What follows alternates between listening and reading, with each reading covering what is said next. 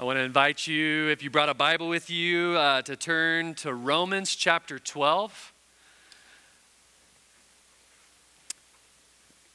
That'll be on the screen here in a little while as well, if you just want to read along up there. Before we get there, I want to share a story. It was several years back. I was snowboarding in New Mexico. It was a glorious day. And I'm not a big risk taker when I snowboard. I don't like to do jumps and flips and spin and do all kinds of crazy things, but I like to go fast. And on this particular day, I was going really fast and having a great day.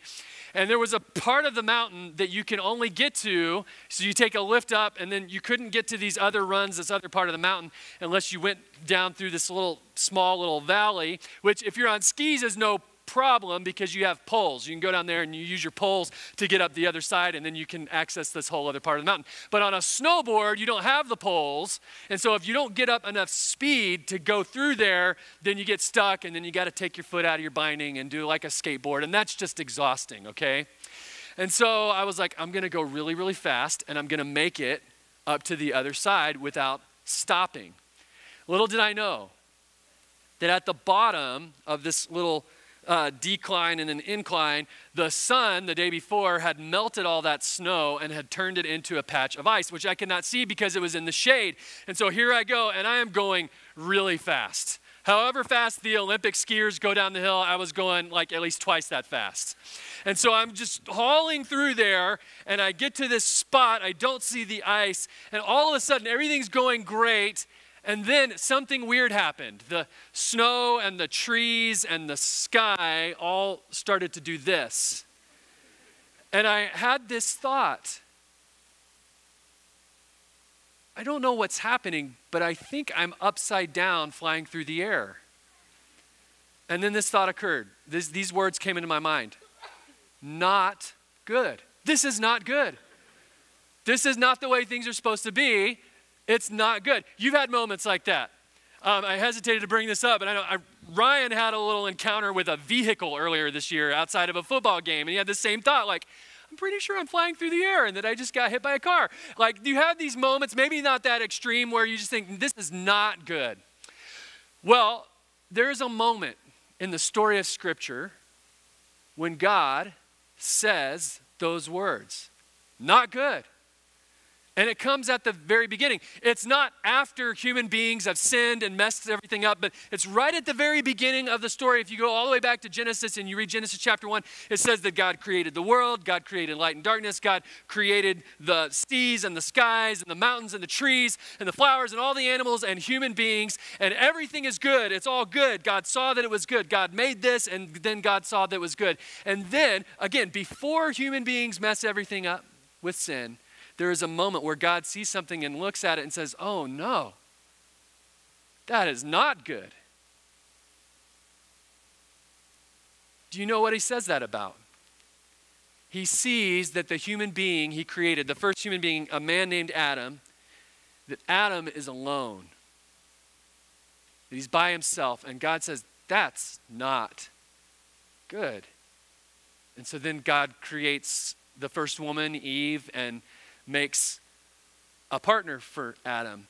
And so what happens a lot of times is that we hear that story and we think that that text is primarily about marriage, which I think it can be about that, but I don't think it's primarily about marriage. I think it has to do with this fundamental need that's built into us, that we have a need and a desire for connection. And did you notice that Adam, in the early part of the story, if you've ever read that story before, we find out that everything was just as it ought to be. Adam got to interact with God, and there was no separation because of sin or anything. So Adam had a great relationship with God, and God still said, this isn't good.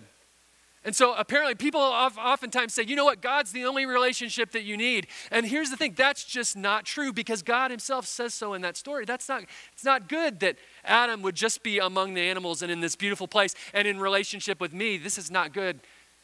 He needs to be in relationship with someone else. So this isn't about romance or marriage as much as it is about this fundamental need that we have for connection. God hardwired us to be deeply connected with one another.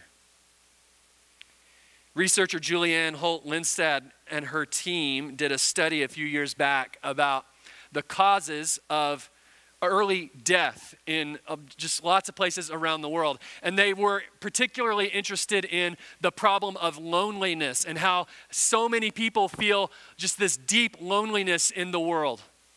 And they came up, this was what their research yielded. Your odds of dying early due to air pollution increases your odds of dying early by 5%. So if you live in a place with bad air quality, it increases your odds of dying early by 5%. Living with obesity increases your odds of dying early by 20%.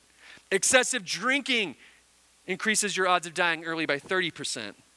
But living with loneliness, their research found, increases your odds of dying early by nearly 50%.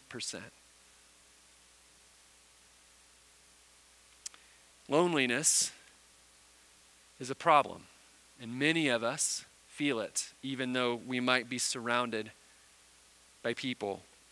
We're in this series called All In, looking at ways that we can participate more in God's life in this coming year. And last week we talked about our relationship with Jesus, our relationship with God, and knowing God more and going all in to try to know God more. And today we're going to focus on our relationship with each other and what it might look like for us to go all in to live more deeply in connection with each other, because we're all longing for real, deep friendship and connection and knowing others and being fully known and still loved. But that longing that we have often gets short-circuited by fear, isolation, and lack of engagement. Jesus doesn't just come to repair our relationship with God. He comes to repair the relationship that we have with each other.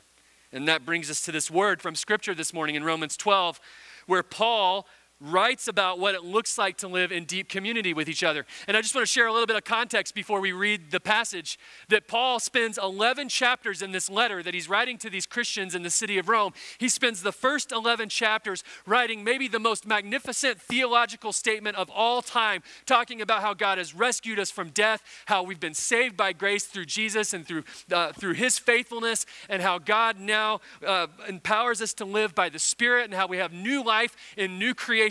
All so that, and that's where we get to chapter 12.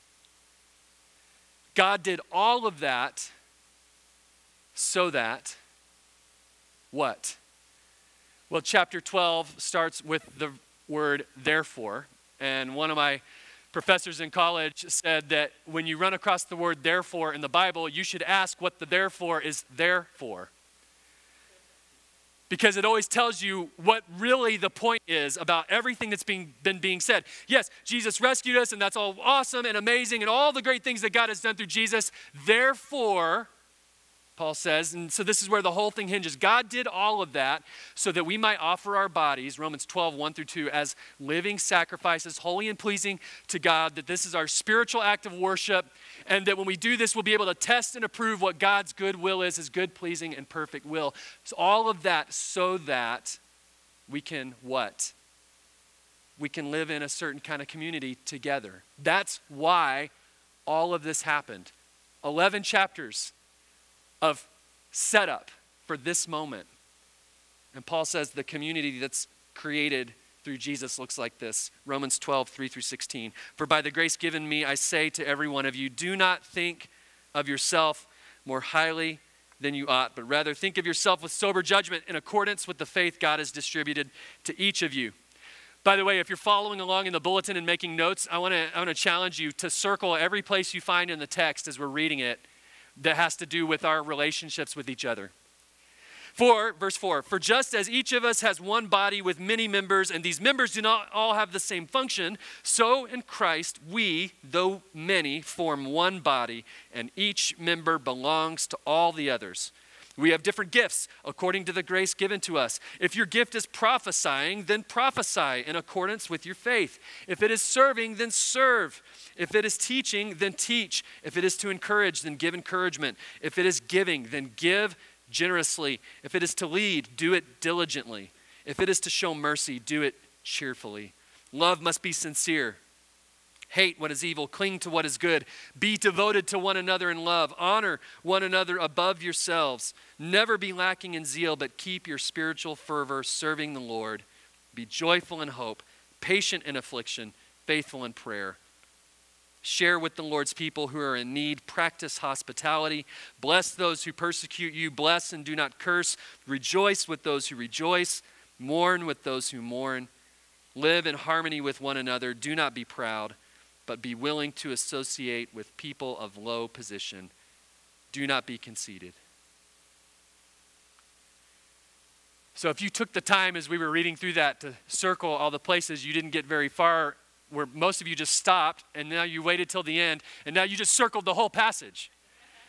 It's like the whole thing. The whole thing is about our relationship with other people and how our relationship with God flows into our relationship with other people. So much so that John says, and James, both of them say the same thing in a little bit different ways later on in the New Testament. In their letters that they write, they basically say, if you say you love God, but you don't love the people around you, you don't really love God. And so our relationship with God and all that Jesus has done to repair and restore that, it's not just about us and God. Our relationship isn't just vertical, it's also horizontal. It's about what God wants to do, not just between him and us, but between us together. And we could spend weeks unpacking this passage and seeing all the different ways that plays out for us in our life together. But I want to focus on a few big ideas this morning that I just want to draw our attention to. And the first is all the way back in verse 5. Each member belongs to all the others. We live in a culture of radical individualism. So much so that almost our whole society is built on this principle that you as a sovereign person have sovereignty over your own life, and you have the freedom and the right to do anything you want, anytime you want, as long as it doesn't infringe on someone else's right to do whatever they want. That's the foundation of all of Western culture and of American society, this radical individualism. And that sounds great. We love freedom. We shoot the fireworks. It's all great. Yay for freedom. And we should be thankful. But at the same time, we're now seeing this concept of radical individualism play out in such extreme ways through a concept called sorting. In sorting, I decide what's right and wrong, and we all sort each other into categories based on what other people think. And once we have a category for someone, we can dismiss them. And so what happens is, I vote this way and you vote that way, so you're my enemy. I'm on this team and you're on that team, so we can't be friends anymore. You have that belief and I have this belief, and although in the grand scheme of things they're not all that different, you're now my greatest enemy and we aren't going to talk anymore. You see this happening all around us. You experience it. This is why some of you don't want to go home at Thanksgiving, because you're going to be across the countertop from your uncle who's going to say what they watched on the news, and you're going to be like, oh man, I don't want to go there with you. And so we sort each other into these categories. Bill Bishop says, we now live in a giant feedback loop, hearing our own thoughts about what's right and wrong bounced back to us by the television shows we watch, the newspapers and books we read, the blogs we visit online, the sermons we hear, and the neighborhoods we live in. And so a lot of us just live in this big echo chamber where all we listen to are people who are like us. Oh, you're a conservative? Then we can't be friends. Oh, you're a Democrat? You're not on my team anymore. Oh, you like this? Oh, you believe that? Oh, you value this? We can't be friends anymore. That's sorting. Brene Brown says this. She says, here's the big question then. Wouldn't you think that all of the sorting by politics and beliefs that we've been doing would lead to more social interaction? If we've hunkered down ideologically and geographically with people who we perceive to be just like us, doesn't that mean that we've surrounded ourselves with friends and people with whom we feel deeply connected? Shouldn't your either with us or against us have led to closer ties among the like-minded? The answer to these questions is a resounding and surprising no. At the same time sorting is on the rise, so is loneliness. In 1980, approximately 20% of Americans reported feeling lonely. Today, it's more than double that percentage. And this is not just a local issue. Rates of loneliness are rapidly increasing in countries around the world. clearly selecting like-minded friends and neighbors and separating ourselves as much as possible from people whom we think of as different from us has not delivered that deep sense of belonging that we are hardwired to crave. Can anybody attest that this has been true? We feel this all around us. Which is why Romans 12 and going all in community is so important. It's not just an important spiritual concept that, oh yeah, we need community and that's a good thing and we read about that in the Bible and so yeah, we need each other. I wonder if right now we're living in a time where the very survival of humanity is on the line on whether or not we can choose not to do this sorting thing. Because right now, everyone keeps dividing themselves into smaller and smaller camps. And you're against me, or you're for me, you're on my team, you're not on my team. And we're lonelier than ever. In other words, it's just like Paul said, through the Spirit, each member belongs to all the others in this family. So here's the thing. In God's family, we don't get to sort each other into categories so that we can dismiss each other when we don't agree. Instead, we belong to each other. For better or worse. If I don't like you and you don't like me and we vote differently and we think differently, guess what? You're still my brother, you're still my sister, and we don't get to sort each other into categories. Why? Because like Paul says, we belong to each other. Each member belongs to the others. That's a fundamental truth that's true whether or not we like it or not, because God has said so. The second truth that I want us to explore this morning comes in verse 10, where Paul says, be devoted to one another in love. So the point we just talked about is that we don't really have a choice, that we belong to each other because of what Jesus has done, but now we do have a choice, the choice on whether or not to be devoted to each other in love. Love always requires a choice. It's not just about feelings. It's about willfully choosing and making a commitment to love each other. If we only care about each other, if we only pursue community with each other when we like each other, then we are in big trouble. Because it's not going to take very long for me to make you angry. I promise. If I haven't already, some of you are like, amen. You've already made me angry several times. If we make this about just how we feel in the moment instead of about a deliberate choice that we make, then we are in trouble. And our relationships and our connections that we have in this room then are just like every other connection out there in the world that just has to do with our affinity and our likeness for each other. And that's not at all what we're called to. I just want to stop here for a second and say that I know that community can be hard. I know that sometimes we signal to each other in various ways that we're not really open to relationship with each other. I know that there's risk involved in pursuing community in that context. Even in here, risk or pursuing community is risky. But I just want to challenge you right here today to choose this year and this upcoming year to pursue community and to commit to community, to make that choice. Because if you wait until the moment of whether or not you feel like it, then you're never going to make that decision. Make the choice now. This is really how marriage works. Marriage doesn't work if you just say, we're just going to be married on the days that we get along and like each other. That doesn't work. Love isn't as much a feeling as it is a decision. It's a pledge. And would we be willing to make that choice in the way that we love each other in this community, in this church family? Sure, it will be messy. It's going to be really messy and challenging. But it'll be worth it. There's a book, and then a movie was made called The Same Kind of Different as Me.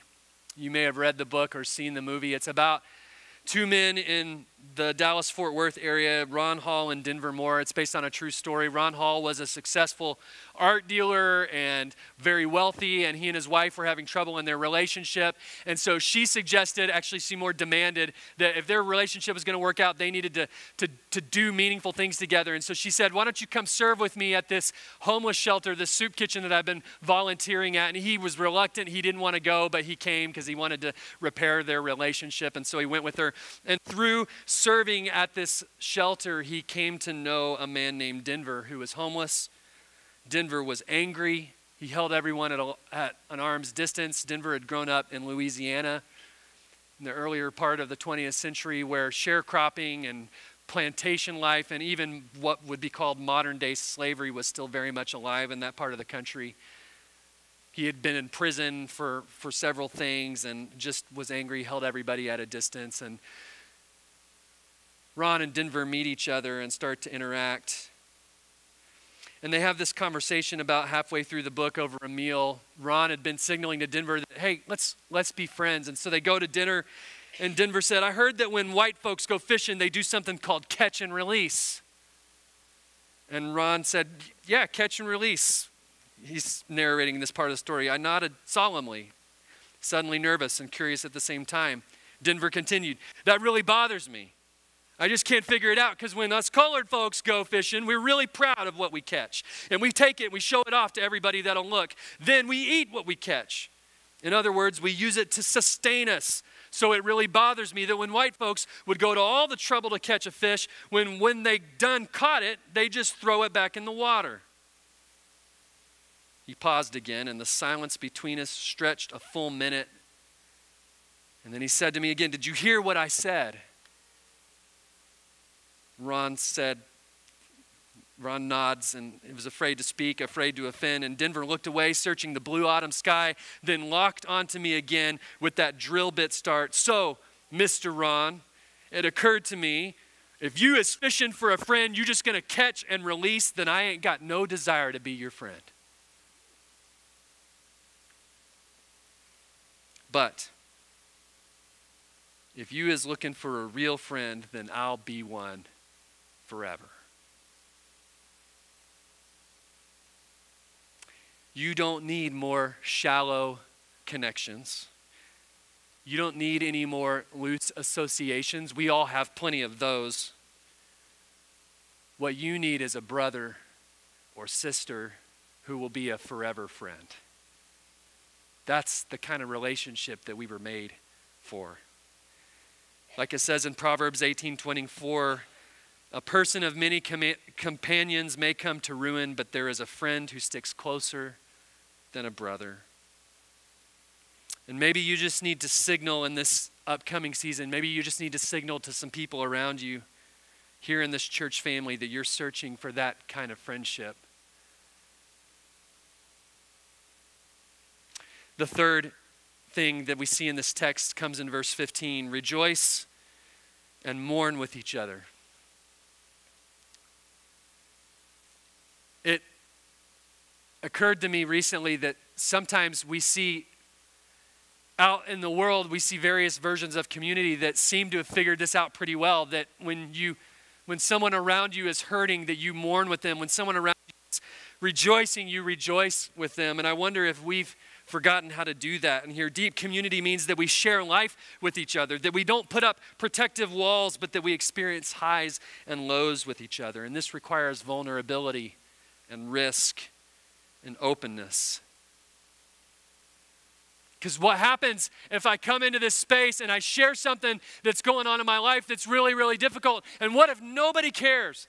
Or what if somebody gets really preachy at me and they imply that it's my fault or I should just get over it or have more faith? That's hurtful. You're right, it's hurtful. What happens if I'm rejoicing and this amazing thing has happened in my life and I come and I try to share it with my church family and nobody seems to think it's that big of a deal? There's a way to prevent getting hurt in relationships. A surefire way. C.S. Lewis talks about this, though, and says to love at all is to be vulnerable. Love anything and your heart will be wrung and possibly broken. If you want to make sure of keeping your heart intact, you must give it to no one, not even an animal. Wrap it carefully around with hobbies and little luxuries. Avoid all entanglements. Lock it up safe in the casket or coffin of your selfishness. But in that casket, safe, dark, motionless, airless, it will change. Your heart will not be broken, but in fact, it will become unbreakable, impenetrable, irredeemable. To love anything or anyone is to be vulnerable. 3 invitations I want to offer to you today to embrace community. The first is to choose vulnerability. Being vulnerable opens us up to the possibility that we will be hurt. But here's the other side of that. Loneliness and walling ourselves off from other people guarantees that you'll be hurt. Then you'll just suffer alone. You'll feel all the same things, but then you'll experience it by yourself. At least with vulnerability, you run the risk that you might experience authentic community and connection and love and friendship. Either way, it's a risk, but with vulnerability, you open up the possibility of being loved back. So choose vulnerability. That's so scary. I get it. But that's the invitation today. Choose vulnerability. The second is this: prioritize time and presence with each other. We talked about a bit last week with the way that we use our time, and that most of us have no margin at all in our lives.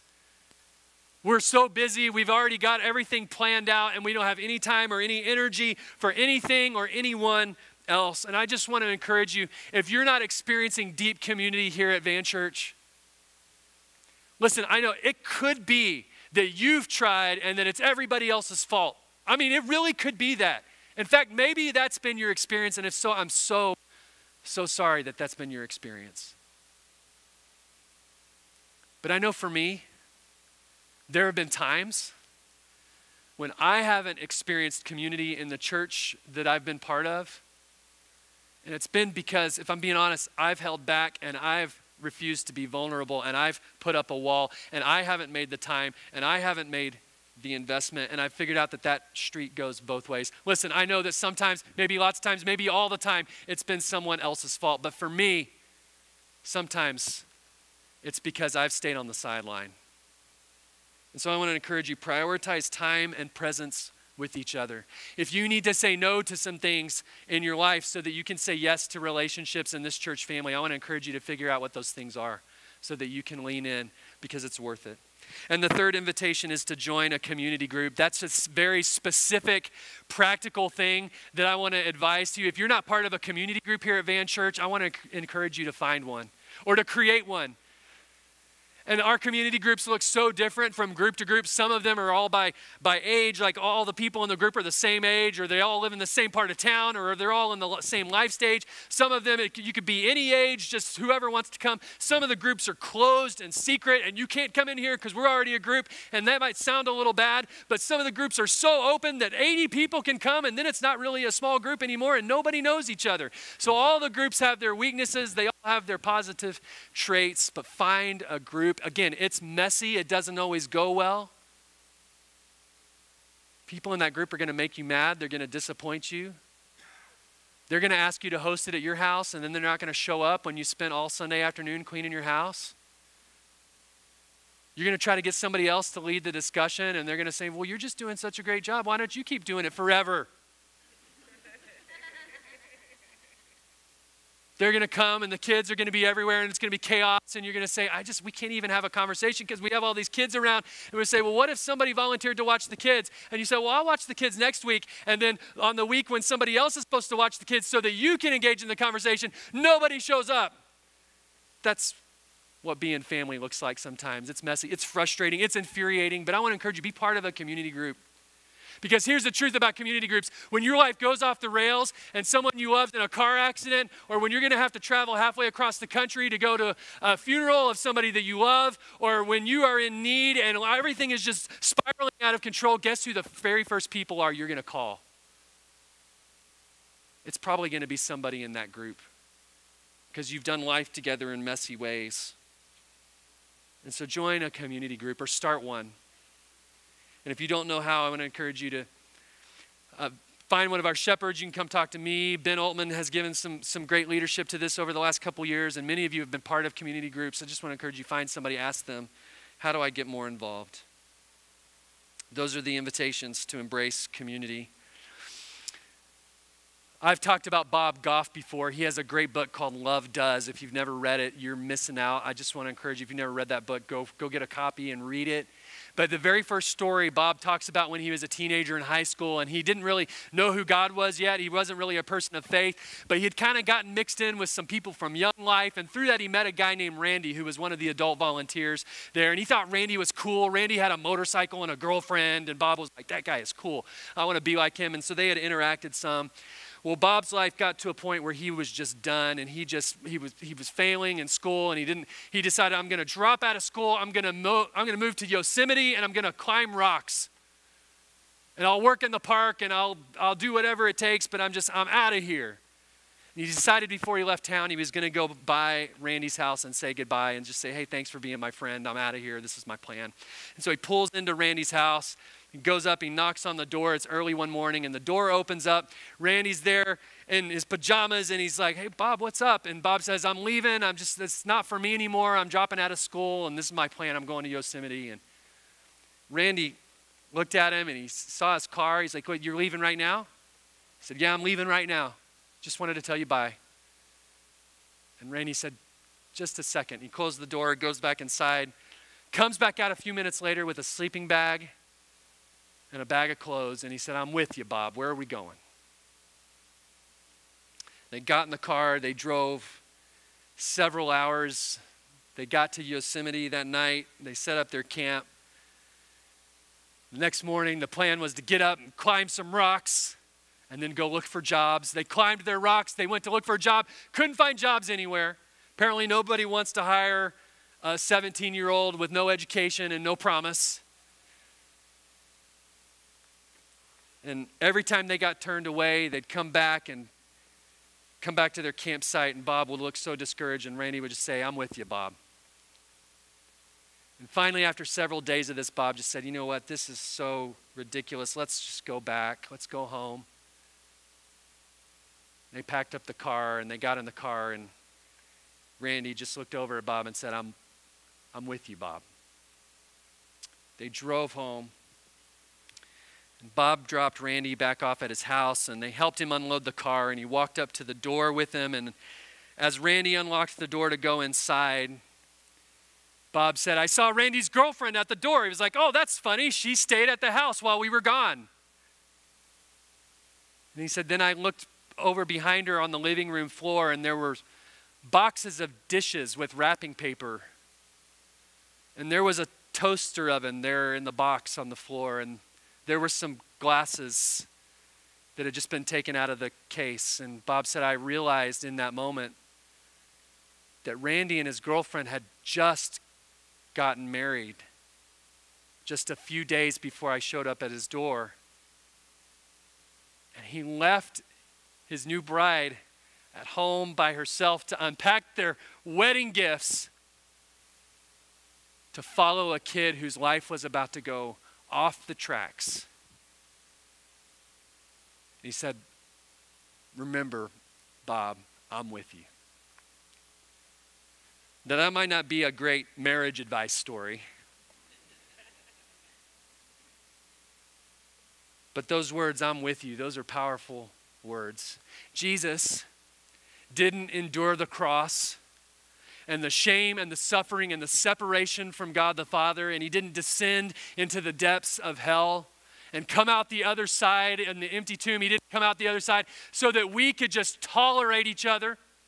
He didn't go through all that and suffer all that and endure everything that he did and everything that he went through so that we would just like each other and be acquaintances and friends and show up once a week and sing some songs together. That's not why he did any of that. He did that. He came through death and the grave and came out the other side so that we would be real, forever friends and brothers and sisters to each other who live in a way through our actions and our words in a way that says, I'm with you.